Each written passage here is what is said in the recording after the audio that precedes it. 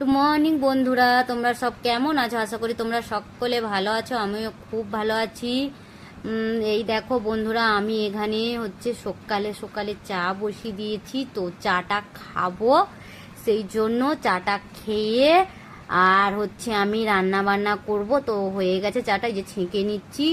আর এখানে ভাতটাও বসিয়ে দিয়েছি, কেন রান্না হবে। আর তোমাদের দাদা ভাই বাজারে গেছে মাছ কিনতে। দেখো তোমাদের আমি চাটা খেয়ে নিয়েছি। তো খেয়ে নেওয়ার পর দেখো তোমাদের দাদা ভাইও এসে গেছে। তো চিংড়ি মাছ আর মৃগেল মাছ নিয়ে এসেছে।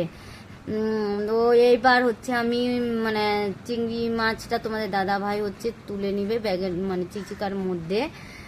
দেখো তুলে নিচ্ছে, কেননা মৃগেল মাছটা আগে বাজবে, তারপর হচ্ছে চিংড়ি মাছটা বাছা হবে, কেননা আমি রান্না করব তো তো দেরি হয়ে যাচ্ছে।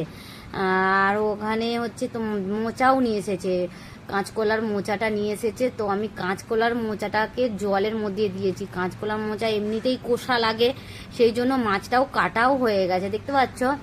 তো চিংড়ি মাছ আর ওই মানে চাকা মাছটা রেখে দিয়েছি ধুয়ে। তো আমি হচ্ছে নুন হলুদ মাখাবো আগে, ওই জন্য মোচাটা ছাড়িয়ে জলে দিচ্ছি। তো এখানে নুন হলুদ হচ্ছে মাখিয়েও দিয়েছি মাছটা ভাজবো বলে। আর হচ্ছে মোচাটা হচ্ছে জলের মধ্যে দিয়েছি, অনেকখানি রাখতে হয় জলের মধ্যে।